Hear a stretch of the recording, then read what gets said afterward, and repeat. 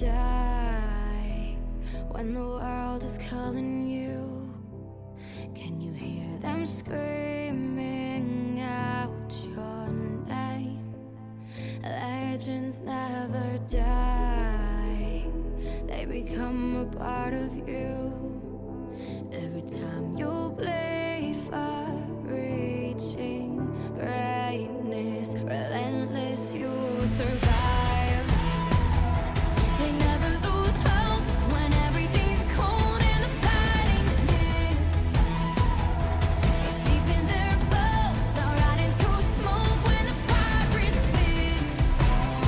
Oh, pick yourself up, 'cause legends never die when the world is calling you. Can you hear them screaming out your name? Legends never die, they become a part of you. Every time you bleed for reaching greatness, legends never die. They're written down in eternity, but you'll never see the price it costs. The scars collected all their lives. When everything's lost, they pick up their hearts and avenge defeat. Before it all starts, they suffer through harm just to touch a dream. Oh, pick yourself up, 'cause legends never die when the world is calling you. Can you hear them screaming out your name? Legends never die, they become a part of you. Every time you bleed for reaching greatness, legends never die. When the world is calling out your name, begging you to fight.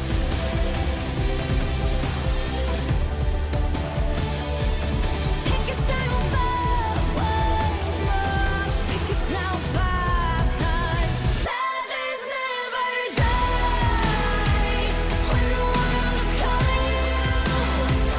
Can you hear them screaming out your name? Legends never die, they become a part of you. Every time you bleed for reaching greatness, legends never die.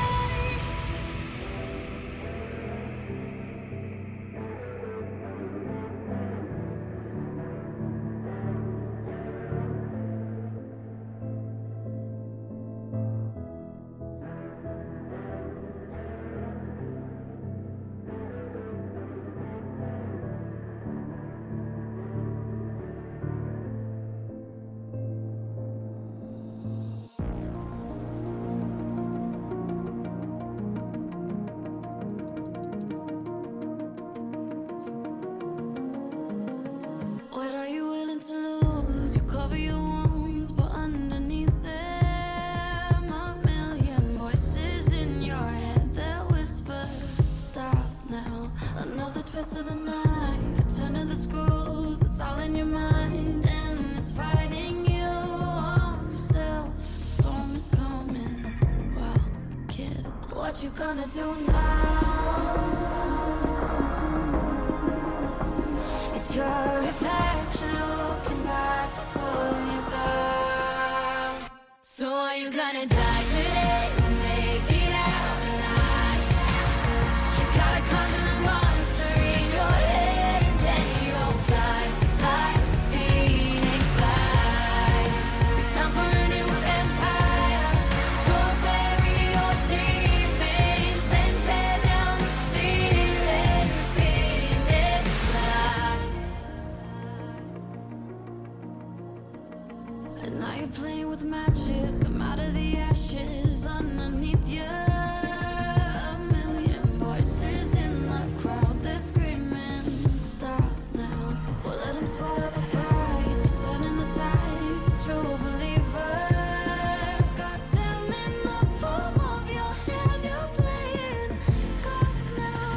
what you gonna do now?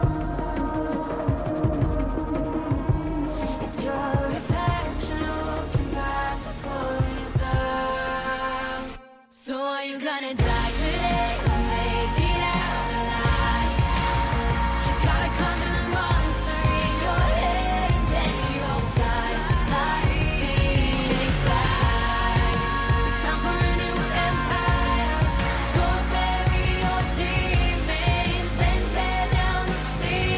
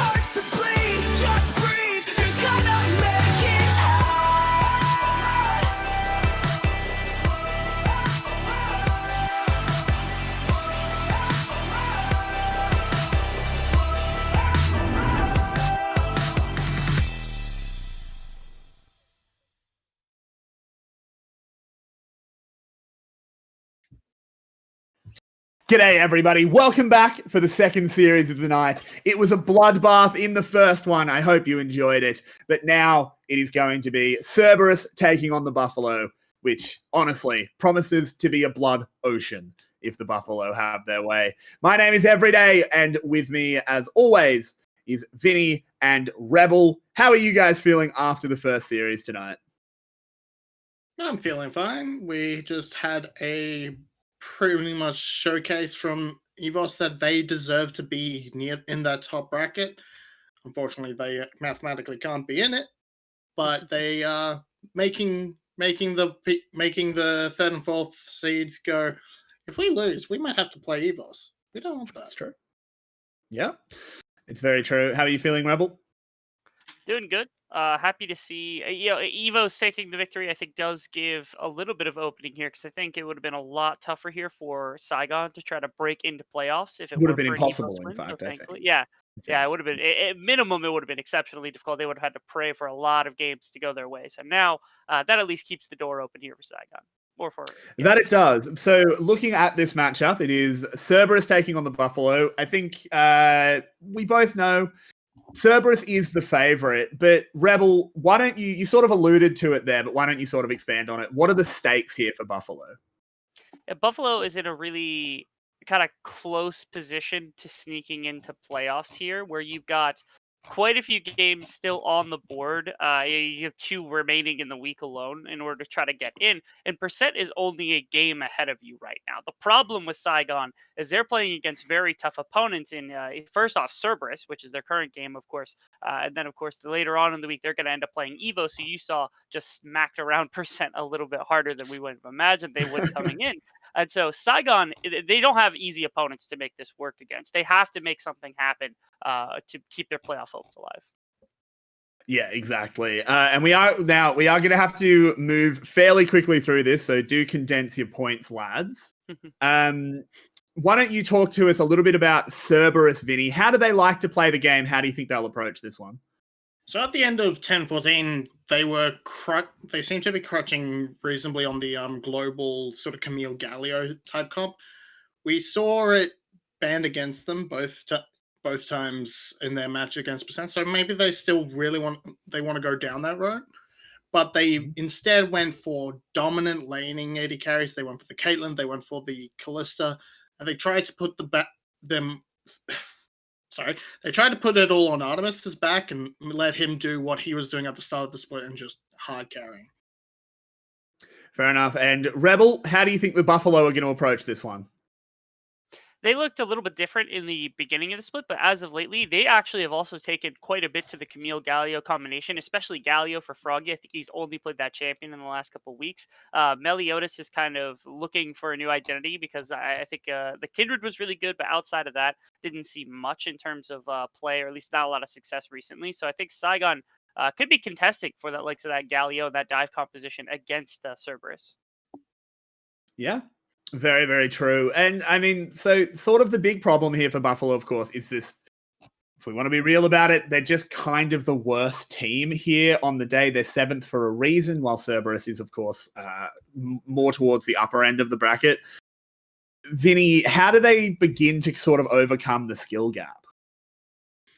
So we really need to see them play around their sort of star players. They should be able to make that play into the jungle, use the power of Meliodas, and use the resurging bot lane. They managed to put the bot lane of Team Secret basically into their place with the Ashe Lulu combination. They looked really strong onto it, and they basically smashed Celebrity and Venus. Yeah, so, it's very true. So with that, if they can get that strength, if they can get that sort of thing going, and you can look to put Hasmed on the 𝗕𝗏𝗪𝗽𝗪𝗏 because it will always be useful with that ultimate. And that was they went through that 𝗕𝗂𝗽𝗪𝗪𝗏𝗏 and managed to blow up and managed to take that game, which is their really only shining hope at the moment. Because other than that, they've been kind of bullied around recently. They really have, particularly @𝗂𝗏𝗏 not really being the @𝗂𝗏𝗏 we know and love. Rebel, I know you've got some thoughts on that. Yeah, at the beginning of the season, he was playing like Wukong and Kennen, things that could win in the laning phase, but then team fight really well. And it seems like they've both forced him onto other things, but also the performance on champions like that has also gone down. I don't know what it is about @𝗂𝗏𝗏's play that has really just kind of changed over the course of the season, but unfortunately, he isn't that kind of godsend. I know at one point he was even up there in terms of MVP points, but just hasn't been able to find it as of late. And so maybe again, things like Kennen have been resurging a little bit in the meta. The Wukong is still there, as well as a few other champions, things like that Camille that they've been experimenting with. So maybe, especially up against another opposition like today, he might have an opportunity to take advantage of that and try to help his team out. So one of the big matchups here, and we will just go over it quickly before we head over to the draft, is the junglers. So Vinny, can you just briefly touch on Xiuhao as we have a look at his stats? So statistically, a lot of Xiuhao's stats are still riding that early game, that early split 6-0, where they hadn't dropped a game. But more recently, he's been trying to sort of refine his identity. Ever since the Trundle nerfs came in, he's been sort of toying around with things like the Rek'Sai, with the Nocturne, but he hasn't really found his niche yet. He's gone back to the Trundle and the Volibear recently, so I think he's going to stick around there, maybe see set. And fair enough. Be a facilitator again. I know you've got more to say, but I do just want to very quickly let Rebel talk about 𝗏𝗏𝗏𝗏 as well, and then we will head straight over to draft. So can you just give us the lightning fast breakdown on 𝗏𝗏𝗏𝗏𝗏? 𝗏𝗏𝗏𝗏𝗏, super talented. He's only beaten right now by Levi in terms of CS per minute out of the jungle. Give him something to farm him. I love the Kindred. I think if you're not going to do that, give him Lee Sin, try to get him on the map. Yep, fair enough. Easy peasy. Thank you for breaking that one down nice and fast. And we will be heading over to the draft, where we do have bans coming in thick and fast. In fact, they're all done. Nidalee, Senna, Galio, Caitlyn, Zoe, and Syndra removed. And the Big Bear will be the first pick here for Cerberus. It's worth mentioning, Cerberus has brought in Pun, who has shown to be, in my opinion, the better top laner out of the two. So we're going to see him. We got the Volibear. I assume that's going to go for Xiuhao, give him that setup for his lanes. And we see they're going to respond with the Ashe. Okay. That's a strong start here from the Buffalo. That is a strong start. So we see that is sort of what we want for the Buffalo. That is a bot lane that's worked for them. So Rebel, what do you want Cerberus to be firing back with? What kind of picks are we looking at? Surely you don't pick Kalista into Ashe for the first. Oh, all right. Well, Our Kalista into Ashe. I guess we're playing off the fact that I suppose you could throw somebody in at the level 6 mark, but that is an insufferable matchup for the Kalista with the slows on the Ashe auto attacks. Not to mention, Style has gone back to that so many times, especially in the last few weeks. The expertise on the champion has to be there from Style by now. So I'm not in love with Kalista. No, I am not a fan of that either. Vinny, we see 𝗏𝗏𝗏𝗏𝗏 will get the Graves. Maybe it's good that Yulwei was off this desk. So the Graves Karma is still a reasonably potent thing. It gives you that little bit extra damage to go alongside the Ashe. I would have probably preferred to see you want to see a jungle pick. I would have liked to see something a bit more farm heavy, maybe. I guess the Nidalee is off. But you could also just decide to show your support at this point. You can guarantee what your mid lane matchup is. You might still end up with a Karma down there in it, but this is a little bit interesting. I do like Yado going towards the Twisted Fate. I think he's actually had very good performances on that. Could potentially lean into the global style as well. Jad's in. Okay. Him last series he played did have an off series, but Jad on his debut, I mean, it was against Garm, to be fair. It's not exactly easy.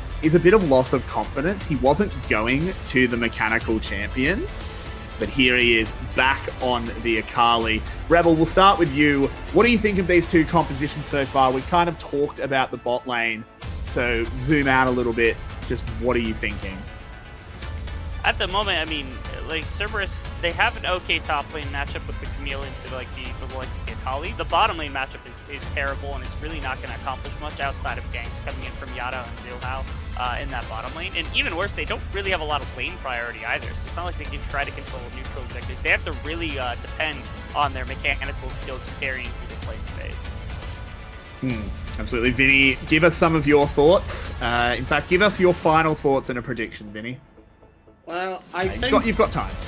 I think Evos has really gone out. Not Evos, sorry. Cerberus has really gone out of the way to draft the worst composition possible. At least the worst bot lane, because there wasn't really anything that makes the 𝗘𝘀𝗽𝗥𝗕𝗥𝗨𝗦 super playable into this. But I mean, maybe you go 𝗕𝘂𝗺𝗥𝗕𝗥𝗨𝗦 just to remove the pick potential. And yeah, it's going to be all in on Pun to try and get that advantage through probably repeated ganks from Zhuhao and Yado, which again, you probably should have gone for that Twisted Fact, for that 𝗕𝘂𝗺𝗥𝗕𝗥𝗨𝗦 and kept the 𝗘𝘀𝗧 safe. So it's going to be a tough call for Cerberus in terms of composition, but I might still lean towards them purely based on player skill. Fair enough. And Rebel, give us your brief final thoughts and prediction as well.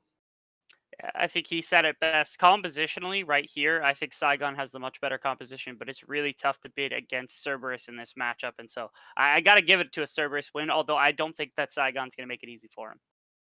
Very true. So we'll be heading over now. You'll be stuck with me, but will of course, bring in the ever-faithful Yulwei. Yulwei, what are your thoughts going in here? Where are your eyes drawn?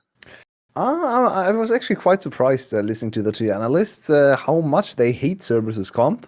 I definitely echo the point about the bot lane, but I think topside offers a lot of snowball potential, a lot of double stun setups here. Pun can set up the stun with hookshot, or Zhuhao sets up the engage with his flash spear slap. Same goes for mid lane, of course. Yado can just gold card into Zhuhao, follow up. There is no cleanse on Froggy, but at least spellbook, so that's very important. We have cleanse in the bot lane, no cleanse, of course, in the top lane. So I believe Cerberus can snowball through the double stun setups on the top side quite easily, and might even go for something like that in bot lane if you land a good flash face breaker on 2 targets. Even though there's a cleanse, Jett could still die. So I believe the early game, in terms of ganking opportunities, will belong to Zhuhao. And it's on Meliodas to come back or to cover for his lanes, to counter gank and like bring them into mid game on an even position. Yeah, possible. It of course is Jad. Didn't get off to the best start with his career, did he? That game against Garm. To be fair, look. It's Garm. That was a trial by fire, and yeah, he got burned. This is a little bit easier. I mean, it's still one of the most consistent bot lanes in this league. So Not quite laning as phase, bloodthirsty. yeah, laning phase shouldn't be that easy compared to the Gam lane, maybe even stronger. Very good trade from 𝗂𝗃, nicely done there. 𝗂𝗃 against Pan is always fun to watch because, of course, those two were the two prodigal, the two new top lane stars, with 𝗂𝗃 coming in first, lane swapping or role swapping from ADC to top lane. Then Pan as his backup in 𝗬𝗏𝗄𝗏. Never really was able to succeed, 𝗂𝗃, so he went to a different team, and now they play against each other. Pan in the better team, so that's super interesting to watch. Also, mechanically, those two champions have a lot of outplay potential. Honestly, a little bit surprised at Pan's rune choice here. Went with the one that is quite hard to land, but he has an opportunity to look for an attack on 𝗂𝗃. 𝗂𝗃 very far forward. Meliodas is around 2, though. Yep. Yeah, this could develop into a 2v2. 𝗂𝗃 can buy a lot of time in the smoke. The hook shot comes in. Pan taking so much damage into the smoke screen. That Q does not quite land. Can they get the last little bit of damage? Yes, they can. And 𝗂𝗃 is off to a great start. And 𝗬𝗏 as well uses the flash. Buffalo stomping early. And what a bad play, I should say, for Pan. He completely messed up his engage. Either you hookshot and go on the target, or you hookshot out, but you don't do this wishy-washy hookshotting in and then kind of awkwardly hookshotting out. That was very badly done. Also could have extended with his flash to follow up. Let's look at this again. What happened to the hookshot here? He goes pretty low to 𝗂𝗃, and I believe 𝗂𝗃 hits level 4. Never mind. We come no out of the time for replay, though, because Styles is going to eat a spear, and we can talk about bot lane matchups all we want, but there's still players behind the champions. Yep, a player diff. And look at 𝗀𝗏𝗶. I talked about the flash mechanic for the engage. I believe that is what happened. He just flash face broke Style, and then Style, even with his cleanse, wasn't able to get away. So very good early kill for 𝗘𝗧. She's 20 CS ahead too. So what happened here? Yep, perfect positioning. Perfect. Yeah, basically just on 𝗀𝗏𝗶, spoon feeding his ADC there. The ADC just getting the last hit, very nicely done. That's when you're definitely honor your support for what he did there. Pan is in a lot of trouble in this lane though. Double Dorans is something we see a lot on Camilla nowadays. It gives her a lot of sustain, a lot of extra HP, a little bit of extra AD too. So should give her an easier way through the laning phase. Would have kind of like to see a Doran's Blade instead of the second Doran's not Doran's Blade, Doran's Shield, honestly, because against all the poke damage from 𝗂𝗃 would have gone a long way to protect him, but I guess he just wants to have the extra lifesteal. That is very, very true. 𝗀𝗏𝗶 had a little bit of a gander up towards the mid lane, of course, just uses the Hex Flash. Set is probably the champion who cares the least about using his flash for a play. Because of how good Hex Flash is for him. You'd almost just rather have that. So he's happy. Yado farming up, but 𝗤𝗏𝗏 do use the reset timings to get themselves this Mountain Drake. And I also really like the 𝗂𝗃's hovering there over to the enemy jungle to spot the enemy jungler, so they have perfect information on 𝗬𝗏, and even if 𝗬𝗏 wants to invade here, Froggy already marking the entrance. 𝗬𝗏 will likely get at least one camp back, but he's already behind the levels, so it's not going to be too bad behind in CS end levels compared to the enemy jungler. And well, this Volibear already has no flash, so the early opportunity for a snowball on the strongest early game jungler in the game is not there anymore. No, it's not. Froggy and Meliodas having a brawl here with Yado, but they know that he's going to be kiting towards a jungler. There's 𝗬𝗏, reveals himself, so they don't want that 2v2. The bot lane, we have to have a look down there as 𝗀𝗏𝗶 is looking for an engage again. There's a good hook out of Jad, proxies Aftershock. He flashes away, but there's a face breaker into a haymaker, and that Rend will live up to its name. And I didn't like that they picked 𝗘𝗧 into Ashe, but it doesn't matter when it's Artemis piloting the hippity hop. Yeah, now, Vinnie has something to explain here, but there's the ultimate, the first ultimate for Yado. Yep, Style is absolutely screwed. He's not even close to the tower. Meliodas trying to get away, uses collateral damage for a little bit of distance, but he's just going to get beaten to death. And oh, good God, the Buffalo are collapsing early. And Cerberus not looking like this calm and collected Cerberus we have seen so much of this split. They are looking like spring split Cerberus, scrapping all across the map. They can definitely also play 𝗬𝗏𝗡𝗏 style. Just checked stats this morning, and 𝗬𝗏𝗏 has upped the combined kills per minute compared to last week even. They were on 1.02 for last week. Now they're 1.07. So a little bit behind that, but there's still a lot of room to int. So let's see if they can hold their average up this game once again. Bot lane, as always with 𝗬𝗏𝗏𝗏, unless they go Ashe Lulu, you could say, or maybe on the center lanes, is always a struggle. Look at this, it's more than a 20 CS lead at 8 minutes and 3 kills over to 𝗘𝗀𝗧. Yeah, it's basically unrecoverable as well. It's a cutlass to a couple of long swords, tier 2 boots as well for the 𝗘𝗀𝗧, which is basically half an item for her. Like, yeah, that's the equivalent of half an item for another ADC, but just because of how much DPS and mobility it gives her. This bot lane, it's a little bit done, and I mean, at least we're a little bit familiar with this. 𝗬𝗏𝗏, I hope you've got your belt on because you're wearing the carry pants. 𝗬𝗏𝗏 at least is ahead in the 1v1 matchup, is still ahead in experience. Oh, close one. Could have smited that away. Not quite in range to do so, but it will secure his red buff. So it's on 𝗬𝗏𝗏 and 𝗬𝗏𝗏, of course, to carry. So far, 𝗬𝗏𝗏 is very uninspiring in this game, at least. A very bad positioning in the last dive there, counter dive. Yeah. He just died for free. Shocking. His ultimate also absolutely useless. Didn't even position him correctly.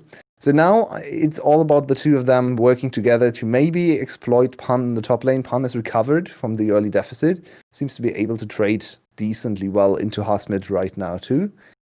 Is also covered by 𝗬𝗏𝗏, kind of just taking the top lane objective, of course, top side objective, I should say. So where are we looking at? I believe the stun combo is available again for 𝗬𝗏𝗏, Yado, and Pan, so they could actually try to dive 𝗬𝗏𝗏. They have the ultimate from Yado to also... does it spot him? It's not true side, right? So it doesn't spot him in the shroud. The Twisted Fate ult? Yeah. It should. I think it does. Does? Okay, that should I'm be good. I'm not 100% sure on that. 𝗁𝗏𝗏 walks into the face breaker, gets one man on each gun, and it takes a lot of damage though, but... Style, what are you doing? Where are you going? Style, think, brain, turn it on, man. Where are you going? God, not good. Not a good decision, Style.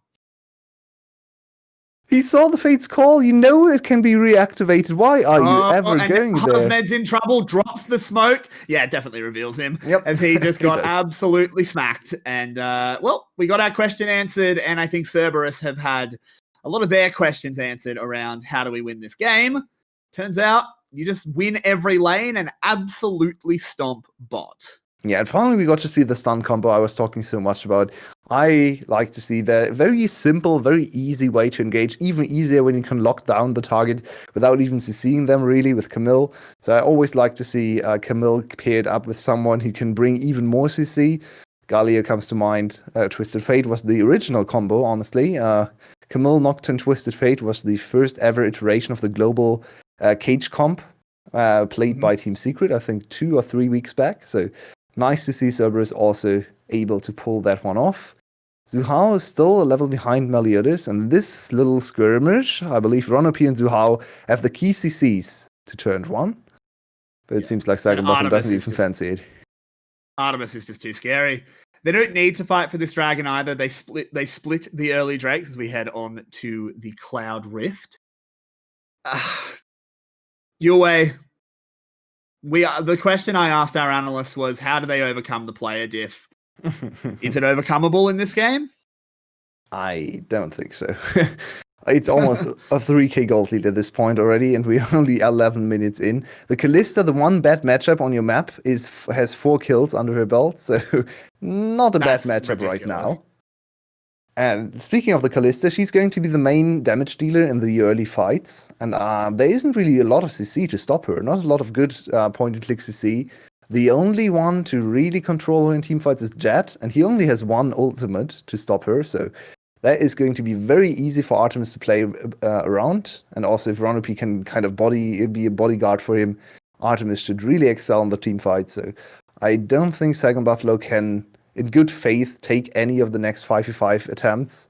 But they are Saigon Buffalo. They like to fight anyway, and They do. sometimes it has worked for them. Think back to the OPG series where they were 5 or 6k gold down at 17 minutes and won a fight 5-0. So who knows? Maybe there's still a little bit of life left in them in this game. Maybe. I mean, 𝗬𝗂𝗏 has had some very high highs on the 𝗘𝗀𝗏. Maybe he can just blow 𝗬𝗏𝗏 up, and once 𝗬𝗏𝗏 is dead, the gold lead isn't really as there. It's hard. I don't know if that's enough. It's very, very rough. Now, a bit of a push in the bot lane. Rift Herald summoned up. Reinforcements have arrived for Saigon Buffalo. If they want to take a fight, no, Froggy's backing off. But even if they want to, they can't. Tower? Look at this. Really. Look at the champions. Who is going to start the fight? The only one who even remotely has any kind, anything that resembles engages Nautilus, right? But even he has a hard time engaging into 𝗀𝗏𝗏, engaging into 𝗬𝗏, who can just block off the engage basically. You need. Oh, good dodge. Very nice movement from 𝗬𝗏. Yeah, Instead, it's he even didn't more quite steal gold the blue buff. for 𝗬𝗏𝗏. You got the 610. I would like to see him go for the full damage build. The how's it called again? Rage Blade for single target damage against Jet to kill him very quickly in team fights.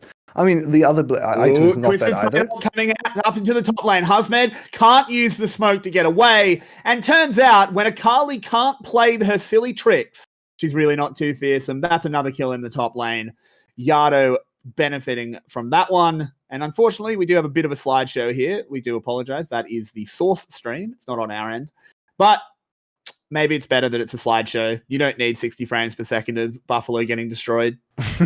Indeed. So this combination was played. Oh, never mind. Pun needs to get out. Nice hook shot. Wall dive. Should bring him to safety. There we go. Good usage of the shield too, and dodged the second part of the Q. So no problem whatsoever for Pun. Overstayed a little bit for wanted to get greedy and one more minion wave, but instead was chased off. So he's a little bit sad, but he will be able to catch mid lane wave most likely.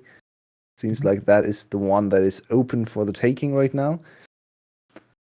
But yeah, this is a combination that was played against G2, I believe, by Excel on the last day of LEC, the Camille TF, and everyone was like, very strong.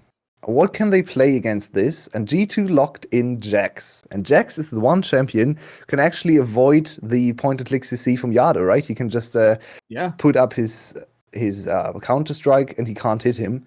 Not the case with 𝗘𝗏𝗏𝗏, and usually 𝗘𝗏𝗏𝗏 is one of the safest top laners in the game because you can never get to her. Not the case if you can spot her in the Shroud. And this is just going to be kill after kill after kill.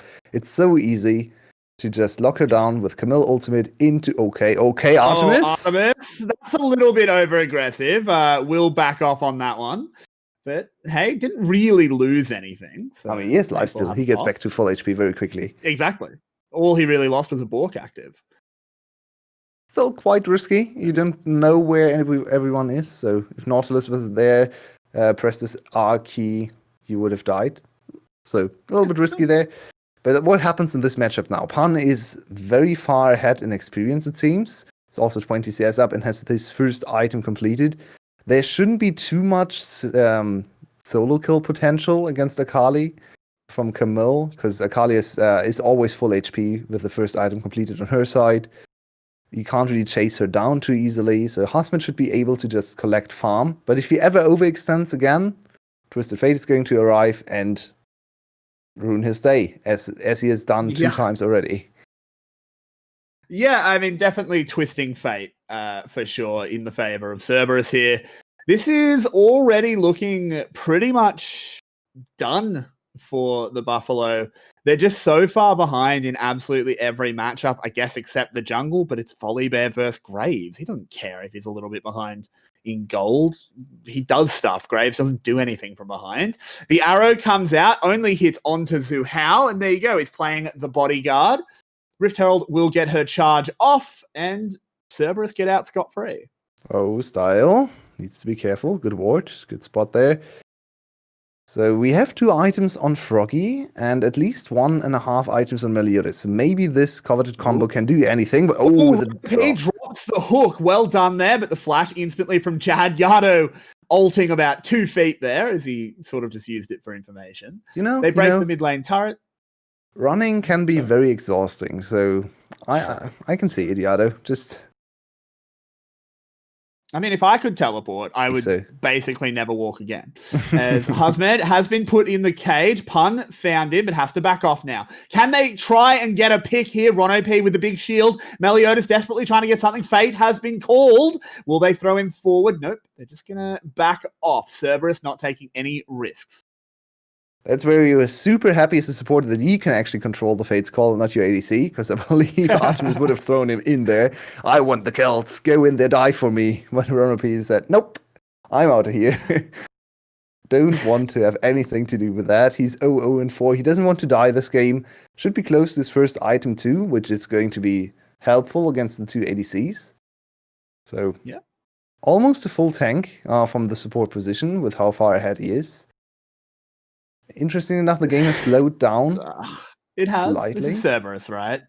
Cerberus often slow down in the mid game when they have a lead. They just are very methodical. They don't. Cerberus are not the team to sort of just shoot you in the head. They really choke you out. They don't kill you quick. I mean, they played a super explosive early game, it was right? But yeah, their mid game is oftentimes very controlled, a little bit like Flash, a little bit faster than Flash, I'd say, but not quite as what you call it, decisive, Reliant? maybe. Yeah, reliant. Reliant is a good word. Reliant is a very good word. So Cerberus oftentimes lose themselves in the Baron dance for like 10 minutes, 15 minutes. We've seen games where they just couldn't think of anything else to do with their time and almost lost the game in the end. Seems like Invade is the first play here, because of course Baron is not here, so they need to find something else to do. So far, 𝗖𝗏𝗪𝗏 has been able to at least secure their own buffs, and 𝗕𝗂𝗪𝗧𝗧 is still ahead in experience and in farm. The one shining light, maybe, for his team. I mean, that's how often have we been saying that in the last few weeks? It's true. A little bit brutal. 𝗕𝗂𝗪𝗧𝗧 has been really trying his absolute best to get his team over the line. 𝗂𝗳𝗏 had potential this game. He got his 𝗬𝗏𝗪𝗏, but I mean, we didn't really spot it either. That Twisted Fate just means that 𝗬𝗏𝗪𝗏 doesn't do much. She can't do what 𝗬𝗏𝗪𝗏 wants to do, as he is in the bot lane with 4 members around him, but should have full knowledge of what's going on here. Can we see the sneaky steal from 𝗂𝗳𝗏? He has vision. Oh, never mind. Potentially. There is a little bit of contact as well. Cerberus want to deny Saigon Buffalo access to all of their camps if they can. So far, haven't quite been able to, as 𝗕𝗂𝗪𝗧𝗧 will get this wolf camp and dash away. But still, you have to respect the intent, because, yeah, there's not much else for Cerberus to take on the map at the moment. Yeah, and I believe the next dragon is going to be the next objective we fight over. If Saigon Buffalo so chooses, which they probably will, not because it's logical, but because they are Saigon Buffalo. Because it's Saigon Buffalo? Yeah, exactly. So if they want to fight for that, they need to keep an eye out on Pun, on all the CC, and most importantly on 𝗬𝗪𝗪, I believe, because 𝗬𝗪𝗪 is super far ahead. And 𝗬𝗪𝗪 has the point-and-click CC with a lot of damage behind it too. He went for the auto-attacking build for the most mid-game burst on the Lich Bane. Also a lot of cooldown reduction, which is nice. To do it as often as possible. That build is just ugly now with that. Where does that cloak go? It's going to go for. He's going to go for the crit item. All the TS build now. Oh, rapid fire cannon. Yeah, it's. Yeah. Ugh, I hate it so much, but I guess he has more range. I feel okay. like. Yeah, I feel like it makes sense in this comp. Just land the one big long range stun that kind of sets the dominoes up to fall.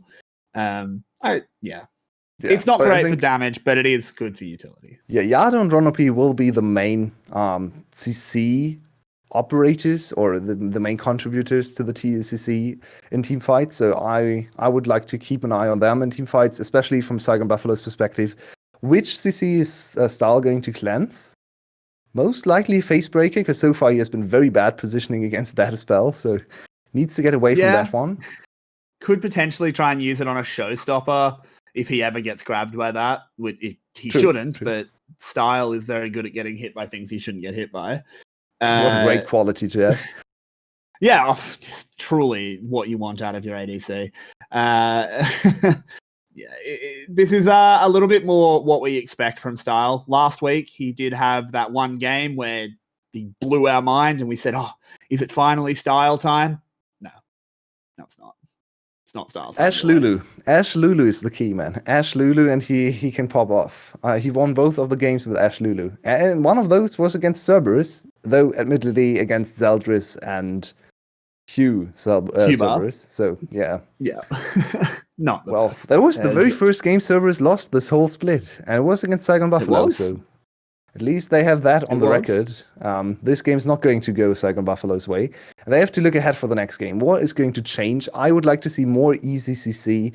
I'm not the biggest fan of Saigon Buffalo playing Karma Graves, because I know 𝗲𝗏𝗔 is a very good Graves player, and it can work, but I would just like to see them flip it a little bit more in the early game. Try to play for early aggression. Try to go for easy early gangs, something like the 𝗲𝗏𝗏𝗏, something like maybe Sejuani, or I mean, even a Lee Sin could work.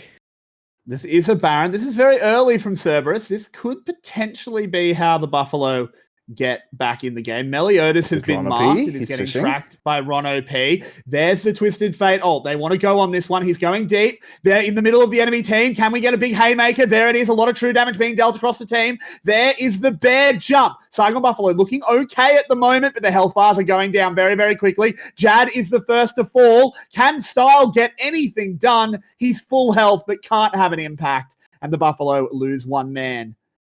But it's only one man. It's not Baron. It's not a turret. Yeah. This was a very decent fight. They respected the engage potential nicely. They zoned off 𝗬𝗏𝗏. I believe there was a smoke screen on him as soon as he came in, so he couldn't actually do much. Oh, 𝗲𝗏𝗏𝗏 is far too far forward. He can't get away. He gets his face broken. He flashes over the wall, gets a lot of shielding out of the cover. He actually manages to get away. Pun now in some trouble as Styles is hitting him down. Cleanses the exhaust, and now they're charging on forward. 𝗲𝗏𝗏𝗏 in the back lines. There's no Twisted Fate ult to spot him in the smoke either. He gets a double. This is it. Yulwei. This could be the Buffalo coming back in the game as they're charging on forward. Artemis very far forward. Flashes over the wall, but hit by the volley, and Styles gets revenge for the bot lane as he gets a big shutdown. Zhuhao on the crab should be able to get it and run, but that is now Buffalo with control of the Baron pit, and they're going to start it up. And Zhuhao just used a smite on the crab, by the way.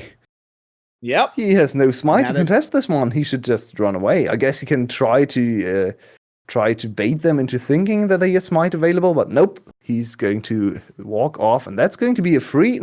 Let's not say free. They actually earned this one. A nicely earned Baron for Saigon Buffalo, and they are finally back into a position where they might be able to fight back. Very bloody and very ill-advised overextension from the Cerberus to chase for more kills. In the end, they get punished by it. That's good to see. Yeah. So let's see how this one happened. It looked like 𝗲𝗏𝗏𝗏𝗏 was caught. Absolutely. The flash forward for Zhuhao to have another stun. Pun comes in over the wall to stun him again, but then the magic of Karma works wonders. She protects her ADC jungler, and now everyone is exposed. Everyone is super low HP, so 𝗲𝗏𝗏𝗏𝗏 gets an easy double kill, and Styles actually gets to show us his team fighting prowess on this Ashe. Slows down Artemis, so you can't actually do much. It's still a horrible matchup for this 𝗪𝗪𝗧, even though she's super far ahead. Slows are just very annoying to deal with. Yeah, so the Buffalo do fire back. They're still 4k gold behind, but they now have a Baron. That buys them a lot of time, where it's going to be hard for Cerberus to get much of anything done. It could get them a Drake as well to delay a potential Cloud Soul. But again, it's just a Cloud Soul. Obviously not something you want to give up, but it's not the worst thing ever if the Buffalo lose that one. It's going to be very annoying. Do we have a game on our hands? So yeah, go ahead. But do we have a game on our hands? I believe so. They have kind of weathered the storm of the early game. Now we're sitting in a decent position with two strong ADCs and Karma to buff them up. And then also a super strong assassin close to level 16 is going to be able to answer some of the side lane pushes and side lane pressure from 𝗬𝗏𝗏𝗏𝗏, especially once he's level 16. So yeah, it looks like Saigon Buffalo can fight back a little bit. They're still 5k gold down. So it's not going to be easy by any means, especially with Camille scaling up, with 𝗬𝗏𝗏𝗏𝗏 hitting even more items and being more and more annoying. if he gets the Cloud Soul, I believe this Twisted Fate is just going to permanently side lane. Yeah. But Yulwei, they might be 5k gold down, but a journey of 1,000 miles begins with a single step. And in this case, it's a single Baron throw, as the Buffalo are much closer than they have any right to be. This was looking locked up, but suddenly we have to consider a real world where the comeback happens. How can the Buffalo sort of keep climbing back towards parity? Oh, look at 𝗁𝗶. He wants the flank. They have a lot of engage potential. 𝗂𝗶𝗴𝗍 comes in straight onto 𝗕𝗂𝗧. That is an easy kill there by 𝗬𝗄. Big heal out of the redemption. Might not be enough though. 𝗕𝗂𝗧 caught on the side, trying to deal as much damage as he can, dashing away, but he won't be able to get it off. Pun gets that kill. It's now a 3v5, but 𝗁𝗲 has some low health bars to go for as he gets that second ult. There it is, the first kill. 𝗁𝗶 goes gold. There's a chakram ready. There's not a chakram, it's a kunai, as 𝗁𝗲 now trying to dance around. Can he get the damage done? The health bars are so low. He goes gold, waiting for his cooldown. Pun gets away. 𝗬𝗄's the next target. 𝗁𝗲 has to do it all, but can't quite get there. And 4 members of the Buffalo died. There is about 1,000 collective health between the members of Cerberus. Yeah, just wanted to also say this was the closest 4-to-1 fight, or 4-to-1 I've ever seen in League of Legends. Wow, that was close to a double ace, and in the end they get out with 4 people alive. They get the soul for themselves. Very good engage timing, even though 𝗁𝗶 was spotted, even though the vision control was actually quite good from Saigon Buffalo.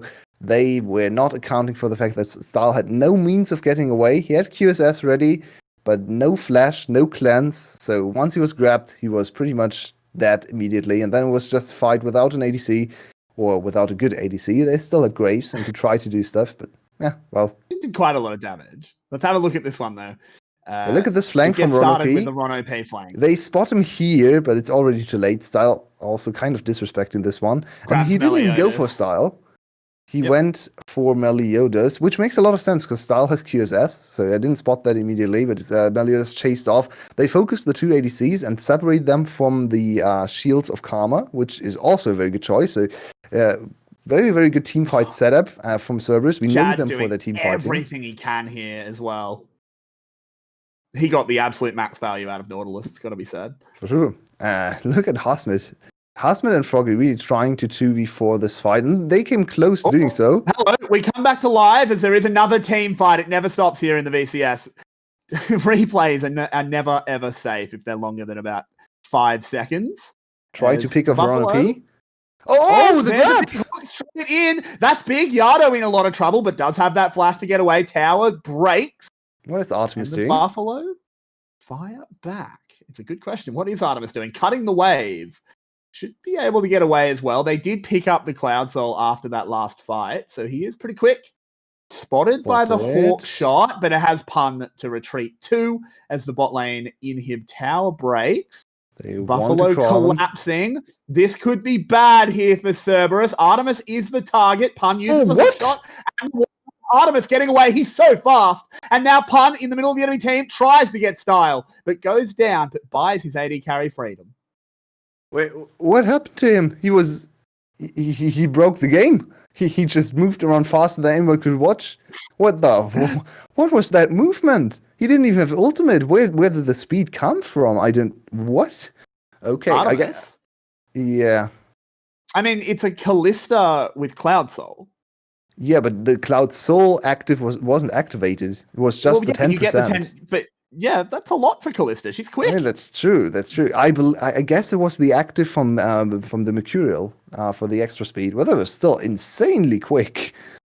Yeah, she's got some big moves going on, and yeah, the Merc makes her very fast. They're gonna try and use this one pick to try and get themselves a Baron. 𝗁𝗂𝗧 in the middle of the enemy team, but tries to get away. That's a lot of damage. Fate is called. The big Ashe ultimate as well. Artemis is dead. It's gonna be traded back momentarily. There it is. 𝗁𝗲 goes down. It's traded for 𝗁𝗶. Now it's a 3v4, but without the 𝗬𝗏, I don't know if they can continue this fight.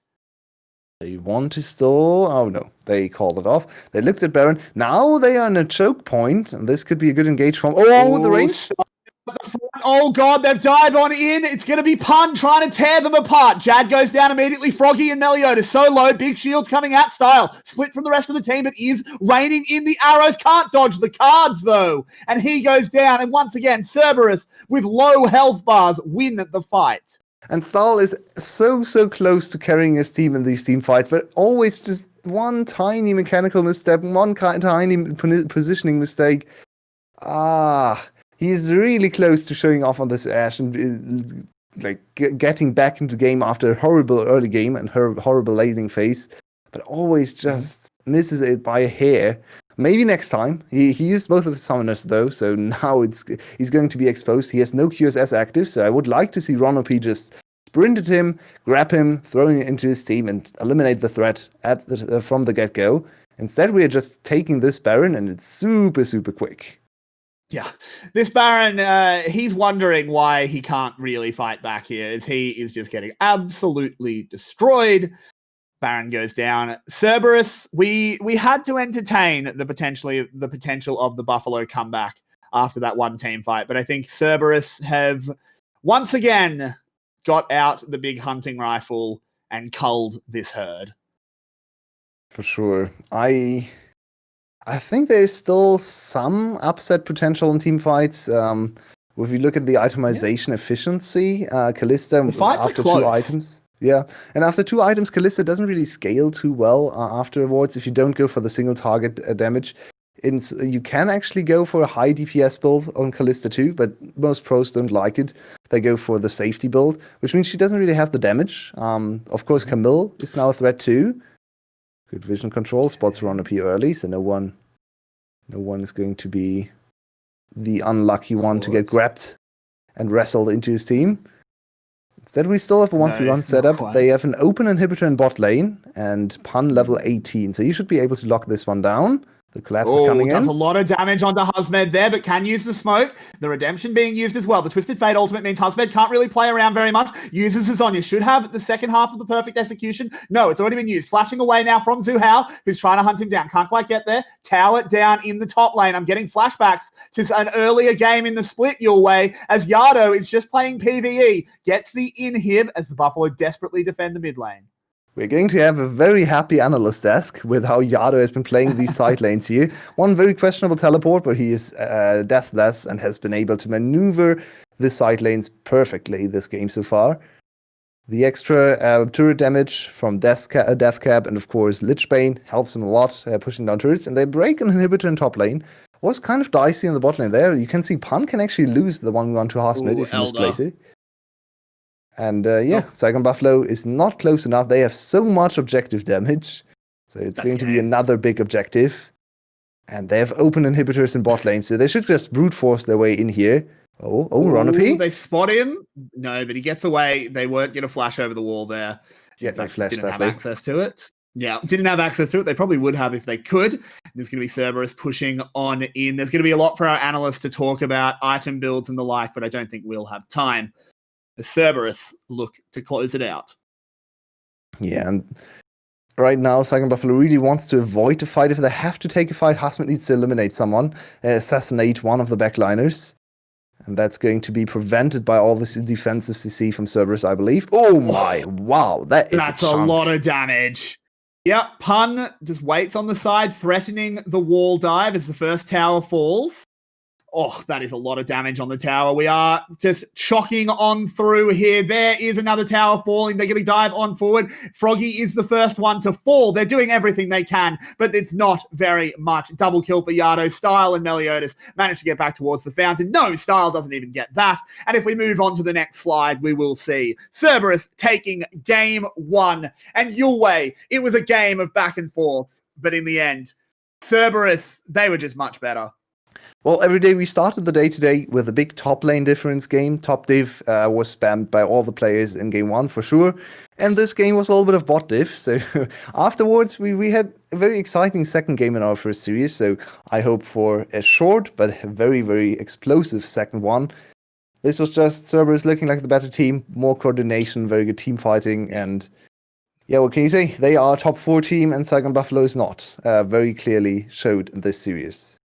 Absolutely. And we'll be back in a few minutes to talk to our analyst desk to get ready for game 2 to see if the Buffalo can push us to 3 or if their playoffs hope dies here. Don't go anywhere, guys. We hope you are enjoying the show. If you are, let us know in chat. It makes me feel better. But we'll see you then.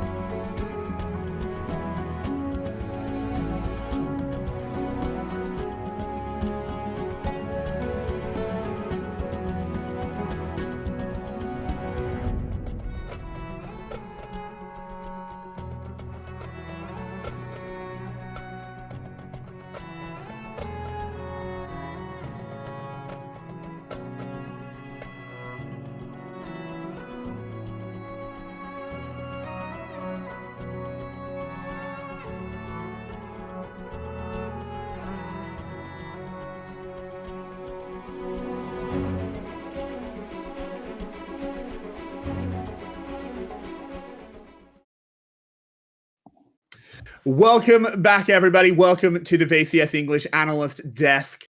Hard to say how much analysis is going on after that game one. I don't know how many brains were switched on.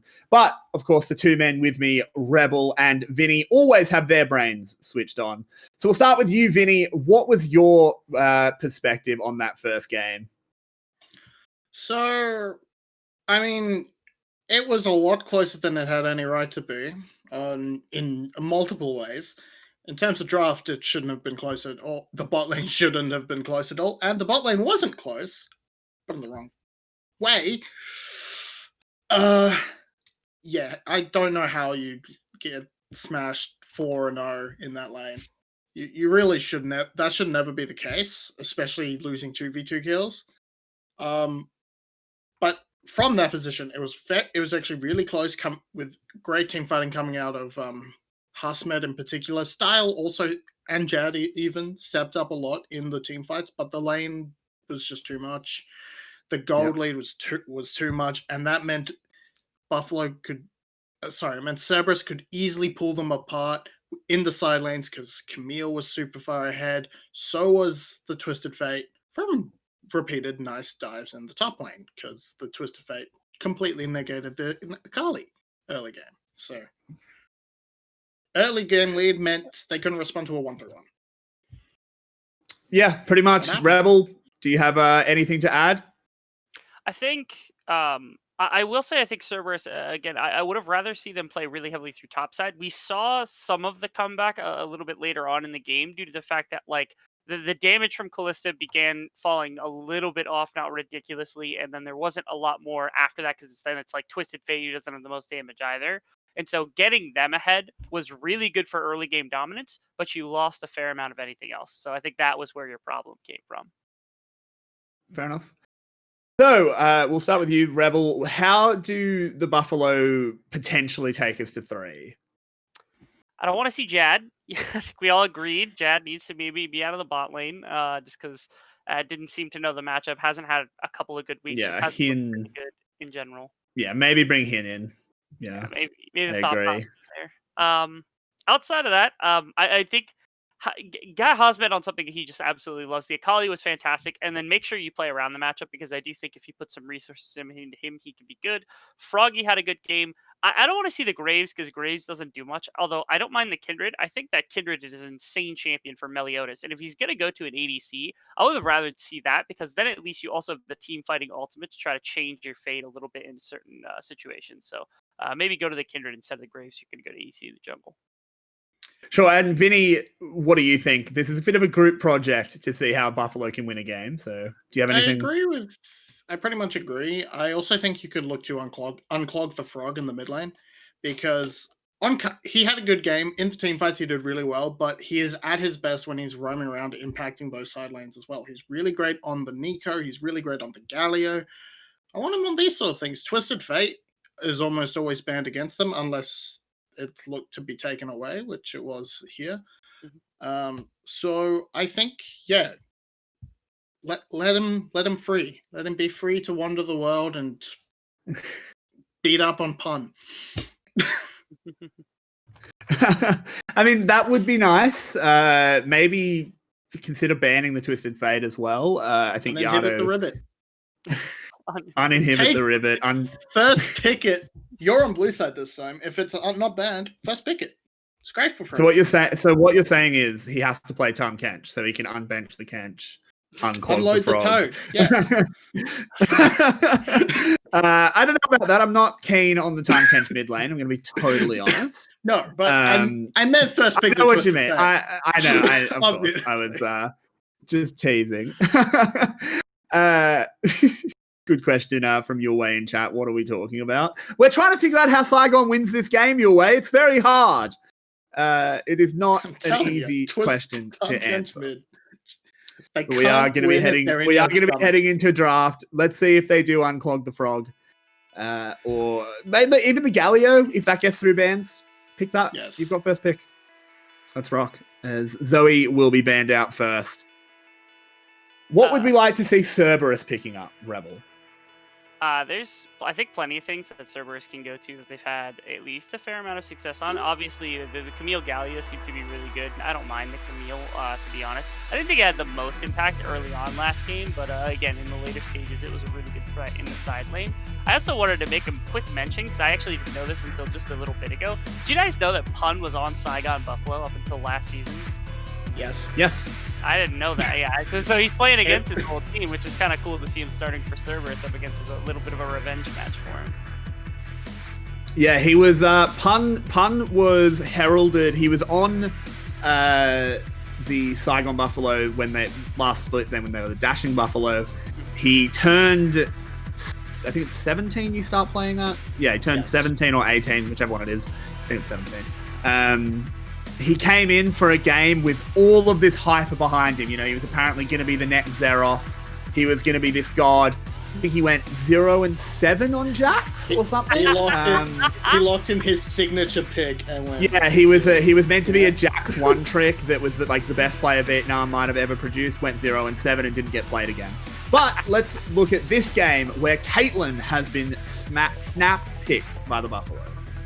And I was sort of double checking, and their Caitlyn priority has been really low up until now. I do think it's probably one of Styles' better champions. Give him a strong support to match with. The Kha'Zix that's a lot smarter. I mean, you can also take away the karma here. That denies it from going into that bot lane and just completely nullifying the bot lane. And Froggy put up a good showing on it. It's not unclogging the frog, but it is a decent pick for him. But that's also a good pick. I'd like to see the karma. Here. Rebel, what are you thinking so far?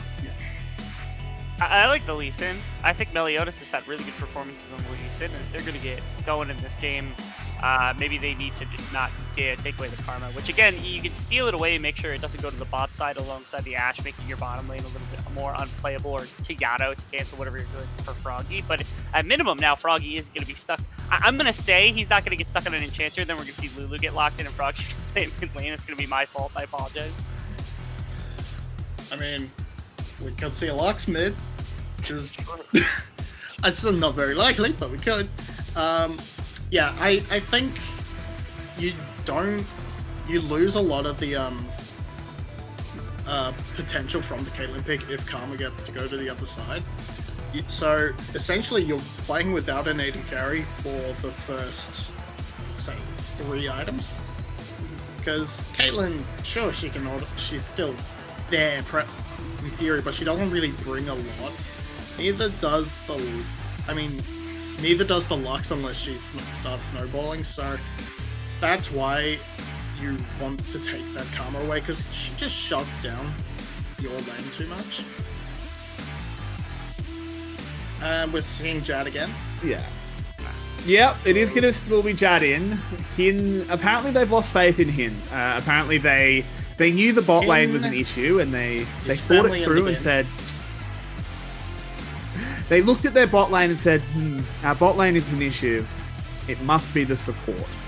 They've gotten rid of they can't blame the picked up the Yada. So. It's true. So this will be the Karma support. We've said this constantly. Karma means that Caitlyn doesn't have... she doesn't do Caitlyn things, which is such a shame.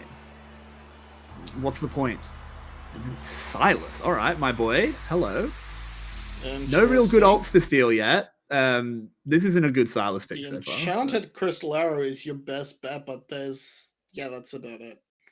And yeah, that's not really enough to pick a Sylas, in my opinion.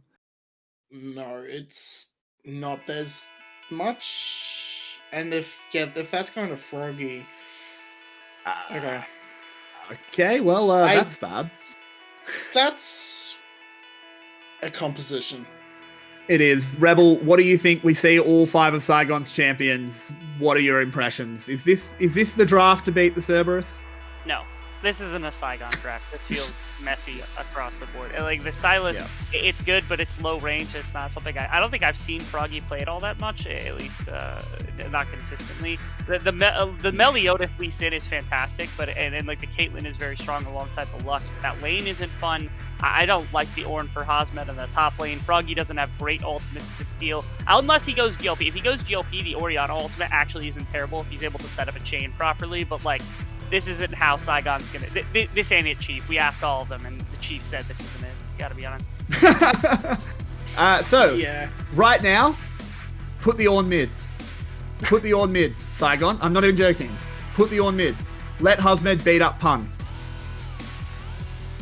Yeah, that is probably the best option. Neeko was open. I don't know why Buffalo, time and time again, refuses to play Neeko into matchups that are decent for Neeko. She's good in Probably Orianna. 𝗏𝗏𝗏's best She's not- champion, and it's she's not 𝗏𝗏𝗏's the best best. champion. It's not a hard winning lane. Like, you're not going to have the massive potential of a Sylas, sure, in that lane, but in the lane itself. But she's so much more useful in team fights, especially against this comp, where Sylas doesn't get those big ultimates to use. The best we can hope for is 𝗏𝗏𝗏 goes top lane, and they just said, yeah, he's the better Sylas player, or vice versa. But I don't agree with that's that. happening. I mean, I think this will be, they will go to their actual lanes, even though I really wish they wouldn't. But Rebel, give us your final thoughts on both team comps. Talk about whatever you like, but of course, give us a prediction. Yeah, I'm excited for 𝗕𝗂𝗏𝗏𝗏 Lee Sin, but I don't think, not only has Cerberus set up a composition that I think they're very, very capable of executing, and it's something that they've brought back a couple of times, at least during the course of the season, but I don't think this is a Saigon Buffalo composition that they can win with the majority of the time. If they're going to find success, they're going to have to find it through 𝗏𝗏𝗏𝗏 and 𝗕𝗂𝗏𝗏 just taking over, so got to give it to Cerberus in this one. Fair enough. And Vinny, do you agree? Is it going to be Cerberus? Yeah, with this win comp, your main win condition is the 𝗏𝗏𝗏, and that's been denied by Karma. Cerberus 2-0. Fair enough. So we'll talk to you guys again after this game.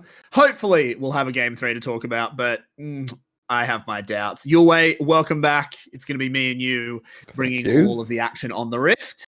𝗏𝗏𝗏 has got the 𝗏𝗏𝗏. Interesting. Ooh, it's just going to be a little bit of damage. No, 𝗬𝗏𝗏's not going to flash over that wall.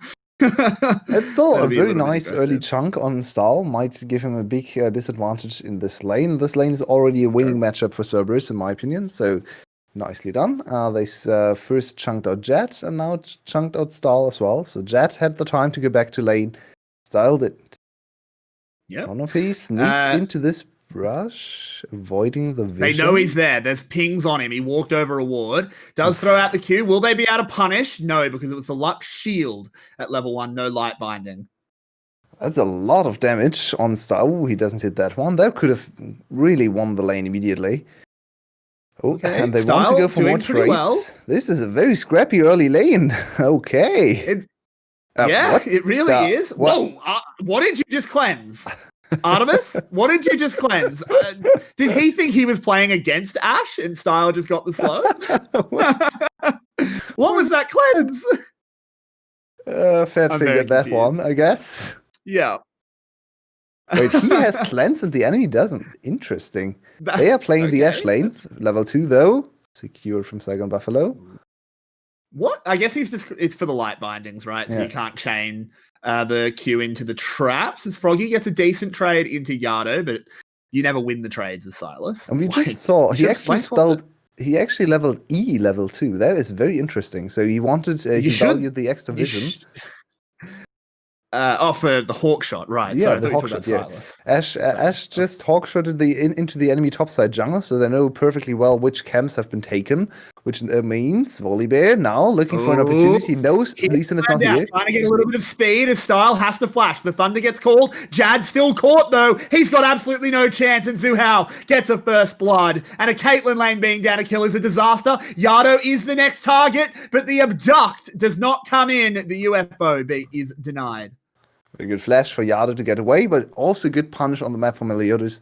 like this immediate counter kill. He knows he's been spotted. I think he wasn't spotted personally, but they saw the hawk shot fly by, so they actually. Oh no, Style. Oh no, Style. He's in trouble, but the teleport being called in will buy some space. Froggy in the bot lane can throw the chains out, but can't do it into 3.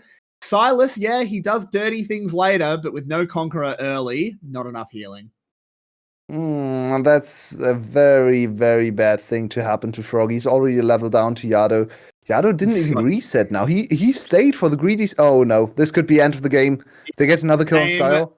Yeah, I think the game might be about to end. It's a good light binding. The 90 caliber net isn't there yet. Ooh, Style greeting for a little bit of damage. Takes the karma Q. And oh god, it's an absolute disaster. The sinkhole opens up in the Saigon Buffalo bot lane. And Yulwei, this is not good, is it? No, it really is not good.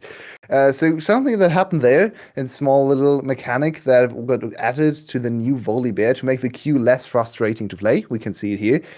He gets stunned out of his Q, or he gets rooted out of his Q, and that resets the Q timer. So you think, okay, we averted the Q, but there he just presses Q again and runs at them again. So it didn't actually help too much. Oh, Style, you didn't need to do that damage. Just run. Yeah, that's true. They were never counter killing. Just run, dude. Well, they disrespected the new 𝗬𝗏𝗏𝗏, and they should know about this mechanic. Everyone should know about that mechanic, but they got surprised with the extra movement speed he came in on after getting rooted out of the queue. So now bot lane is once again, I'm not even sure how to describe it. I guess a graveyard for Saigon Buffalo. They're just going to throw a sinkhole. I think the term I used, it's a sinkhole. Just sucking in the hopes and dreams of the Saigon Buffalo. Oh man. It's so sad to watch another hawk shot passing by, and it's going to spot 𝗬𝗏𝗏𝗏 again. That is so annoying for 𝗬𝗏𝗏𝗏𝗏. Yeah, the control from the hawk shot is perfect for Artemis. They know perfectly where he is. It's one of the really underrated parts of Ashe. Yep. A lot of people, there's a lot of strong things about Ashe, but just being able to whip the hawk shot out constantly, just know pretty much where the enemy jungler is at all times, it's really valuable. So, and we're approaching level 6 territory. I would like to see something like a Hasmed 𝗬𝗏𝗏𝗏𝗏 roam into mid lane to punish the flashless 𝗬𝗏𝗏.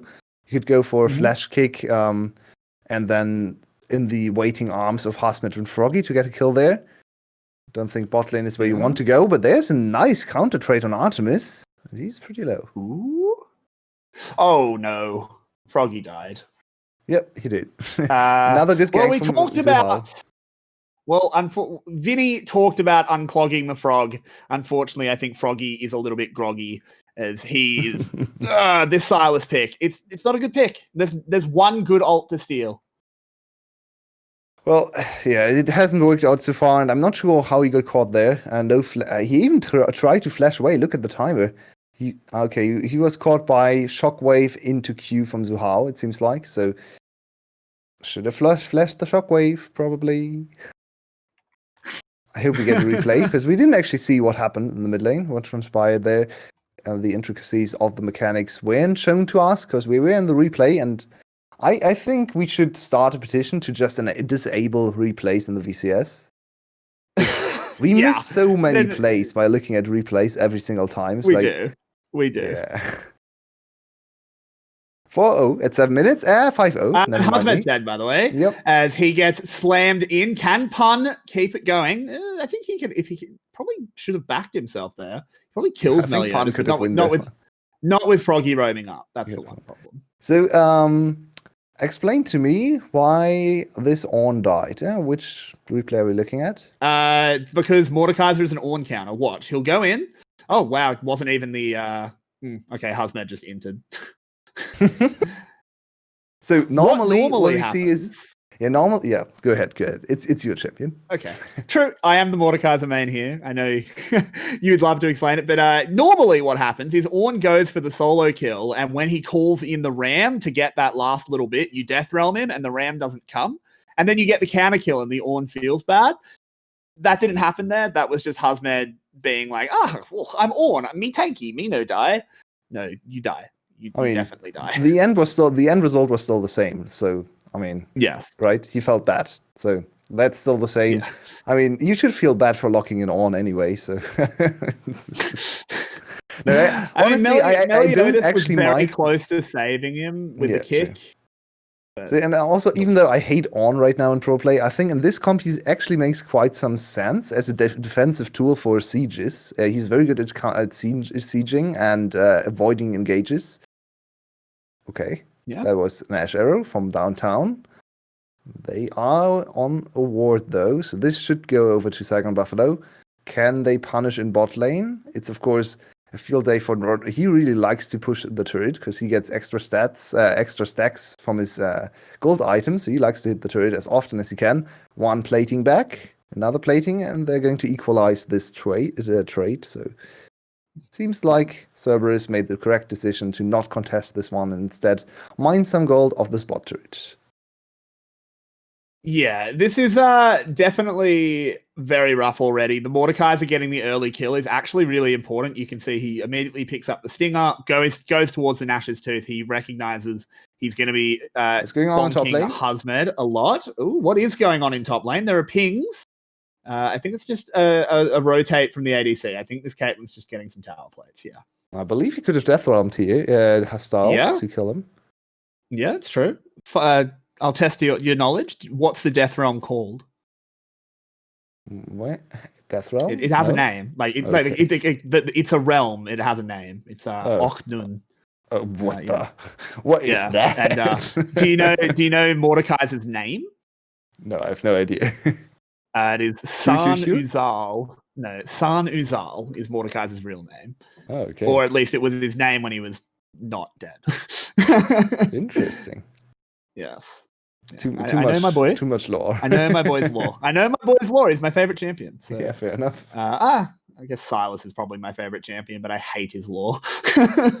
Both of them in this game, and one of the two is going to win. Yeah. Very likely to be more. I'm having a great time. Unfortunately, there's a Lux in the game, and I hate Lux. Why is that? Delete Lux from the. I hate. Cerberus hate Lux too. Thank you, Cerberus. That makes me feel good. Just as I'm talking about it, cast a blessing as Jad goes down. I just don't like Lux. I don't like one shot. Design. He got one shot. What was that? He did. He was gone. He even used flesh and heal to get away, but no chance of escaping. Wow, that was rough.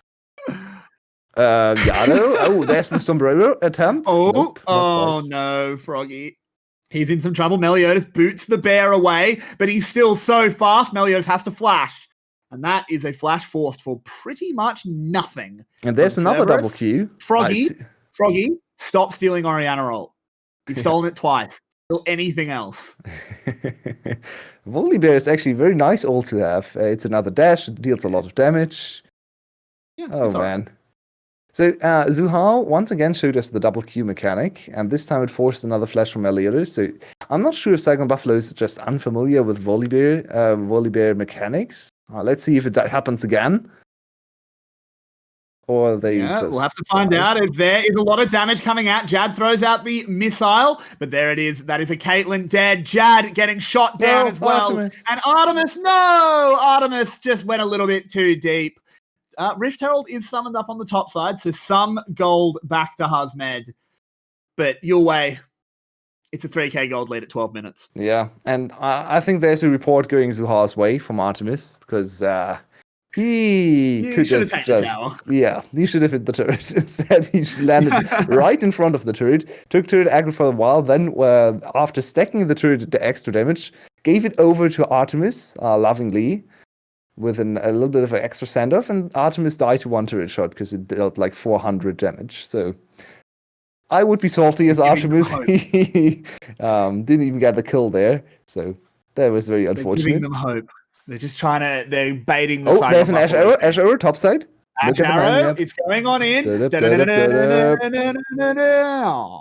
Oh, sad times. That would have been very cool. Instead. So I'm just going to give our audience a little bit of a tip. When we get really excited about things like that, the game's a little bit over. Because we're trying to insert a bit of fun. This is very rough. It is. I mean, Caitlyn's got a cull. and she's 25 CS ahead. Maybe Style can get a big one-item power spike and do Caitlyn things. Mm-hmm. Maybe. Very likely. It's a maybe. You know, I mean, all she's actually in a decent position compared to if you only look at the ADCs. Problem is, if you then glance down a little bit more to the support itemization, you want to close your eyes immediately, because that is one big difference in support itemization. So one of our production members has just given us a stat. Do you know what Jad's current career stats are? This is his fourth game. Oh god, it's going to be horrible. KDA like 1 or something. So it's just his like kill death numbers. Husband doing well in the death realm here, has to back away. Does get another brittle here onto Pun, flashes forward. This is dangerous. So he could get another shield. Oh, Husband. Oh no, Pun. That was a comedy of errors in the top lane. Oh god. This is why you don't watch top laners play. Yeah, no, please let that lane do their thing. We don't want to see that again. Oh god, that was so bad. To answer the question, Jad in 4 games, this is the 4th, so it could still continue. 0, 25, and 13. Yikes. Oh god. That's rough. That is a rough 4 games. That's almost at 0.5 KDA. It's very bad. Yeah. So how does... Oh god. Why does Pun not cast ultimate here? Hello? He wasn't quite. He was trying, but he was actually on the edge of the range. Husband played that quite well. He could have just not the rest of the side though. No. I mean, Pun also misplays. Pun, don't flash forward. Don't flash forward. God. Come on, you don't need to. Not knowing his Mordekaiser numbers. The thing is that you probably do get the kill if there's no minions, because you get the isolated Nightfall damage, but not like that. Well, yeah, that's true. He also has a lot of auto attack damage, of course, with the Nasha's Tooth. So maybe he thought he could sneak in another auto attack or two. But I mean, overall, the execution there mechanically was just pretty bad from both sides. I believe Pun could have just stepped up when the ult was cast and just ult him out of the ult and would have been fine. Probably no kill pressure, but you don't die to him because he has no CC. Well, now Pun might just die again. His death realm is available, though, so should be fine. He's going to skedaddle. He's just. It's first turret to @𝗖𝗄𝗏𝗄𝗏, though. They did a nice move here. 2k down all of a sudden, you know? Hey. Yeah, it's commendable. Maybe they're still in this game. Maybe we wrote them off a little bit early. And I mean, we've seen this in the first game too, right? Cerberus went off to a great start, dominated early game, then kind of lost their ways a little bit here and there. Close one. But now we have to see if 𝗖𝗄𝗏𝗄𝗏 can keep up the pressure. There's a 2.5k gold deficit. And their Caitlyn is in a little bit of power trough right now. 1 item completed compared to the 1 item from Artemis. It's not going to be as good as the Ashe, especially when there's a 3-0-3 Karma working on a 2nd item already behind her. So I believe Cerberus is still in a very good position to win team fights right now, especially also with a super strong bear coming out of the jungle. So the dragon should be theirs. Yes, it absolutely should. This is a bit of a strange one for sure, but the fact that the 𝗖𝗄𝗏𝗏 on a team comp with a Lee Sin and a Caitlyn are behind it all does show how dire the situation is. So can I pick your Mordekaiser brain again to tell me? Mordekaiser brain don't necessarily go in the same sentence, but go ahead. Well, which target would you go for in a mid-game fight like this? We might have to come back to it as Pun and Froggy are having a scrap, and Froggy easily wins that one. In a mid-game fight, a 5v5, I would go for 𝗬𝗬𝗐𝗏 or Husband. Because you can't kill Style. Jad's not worth it. You probably can't kill Froggy. And 𝗬𝗬𝗐𝗏, you're probably fighting in an objective, so you always want the jungler, and you can probably kill Husband. So, yeah. Makes sense to me. Let's see if he does that. Okay, there's a very good engage. Hello, Jad gets engaged on there. He's in a lot of trouble. Immediately flashes away, though. Whips are binding behind him. Doesn't quite land it. Froggy now charging forward. Can they get into the Winter Palace? No, not quite. They'll be kept at the doors for now. Really they will want this move dragon. on and capture the objective of the dragon if they can. 2,000 health on it. 𝗬𝗪 there. 𝗏𝗏gy dives into the backline, trying to zone out Artemis. There's an 𝗬𝗏 whipping across with it. 𝗕𝗂𝗫𝗄𝗃 gets it. 𝗬𝗪 gets knocked down. That's a shutdown. 𝗬𝗏 picking up that goal. And the Saigon Buffalo are not saying die. Look at this. There's going to be another turret. It's one hit. So suddenly the gold is dead even. What is going on with Cerberus' mid-game today? So bad time and time again around objectives. What was 𝗬𝗪 doing there? He just threw away his life. Like, he didn't want to go for the dragon. He kind of wanted to go for the fight, but he was all alone. So that was very bad team fighting, or I guess you can't even call it team fighting. Just very bad read of the situation from 𝗬𝗪 especially. They lose another life. They lose another objective, so the dragon snowball is stopped. And suddenly, Saigon Buffalo looking revitalized. Yeah, it's very, very true. They look pretty good. Not gonna lie, I'm pretty impressed the way they've tried to play this one out. It's got to be said, pun on this 𝗧𝗏𝗃𝗀𝗃 doesn't look too hot. Nope. As one of our analysts has just said something that I want so bad. Give 𝗲a skin that's a legendary skin where he has an inflatable squeaky hammer. Please do it, Riot. Just so it squeaks every time he swings it. That'd be great. Our analysts are doing real good work, by the way, feeding us the really important stuff. As everyone's sitting in bushes at the moment, oh dear, this is bad for 𝗏𝗏gy. He doesn't know that they're Flash and here. ultimate, He could... though. Oh, what? No, but an Ash Arrow from downtown. He's got no chance. He goes gold. He could very quickly steal the volley ult. No, he goes for the Orianna ult instead. He's trying to turn it on around. Ace in the hole comes in, and 𝗏𝗏gy is looking so hot. Look at that. The revolution stands. How did he do that? He was almost dead immediately. Look at this. Artemis in vision, but still able to hit this one. Oh, okay. We cut to him too late. That's a little unfortunate. Ooh, very good counter damage. One of the very few opportunities where the stolen Orianna ult actually does something for you. Flash Orianna ult.